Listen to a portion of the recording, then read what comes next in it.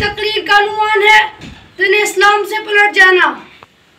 जो शख्स इस्लाम को छोड़कर किसी और मज़हब या नज़रिए को इख्तियार कर ले उसे शरई इस्तिलाह में मुर्तद कहा जाता है।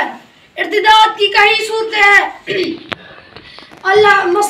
अल्लाह ताला इसके रसूलों या फरिश्तों की शान में गुस्ताखी करना या गाली गलौज करना, अल्लाह ताला की आखिरी किताब कुरान मजीद के बारे में यह कहना या ख्याल करना कि यह गैर महफूज किताब है, इसमें तगय्युर व तब्दील किया गया है, यहाँ इसकी कुछ आयत काबिल अमल नहीं रही है, यहाँ इसमें तगय्युर व तब्दील की जरूरत है, तो ऐसा शख्स दिन इस्लाम से पलटकर मुर्तद हो जाता है।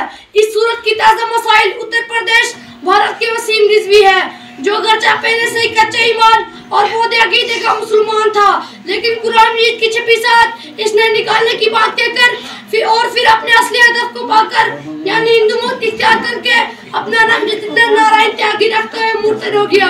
अल्लाह ताला ने ऐसे नापाक शख्स से अपने मुकद्दस दिन को महफूज फरमाया और सच्चे मुसलमान की तसल्ली फरमाई।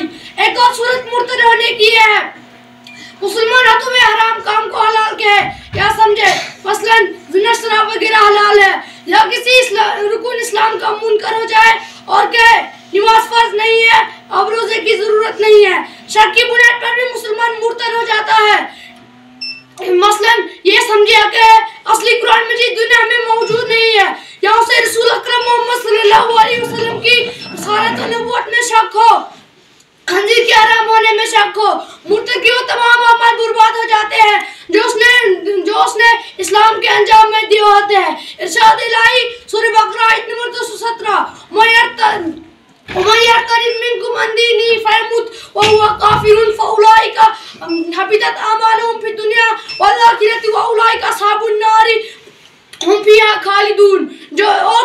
जो लोग दिन इस्लाम से पलटकर कुफ्र की हालत में मर जाएंगे उनके अमल दुनिया में भी और आखिरत में भी गारित हो गए और वो लोग जहन्नमी हैं जो उसमें हमेशा रहेंगे। अस्सलाम।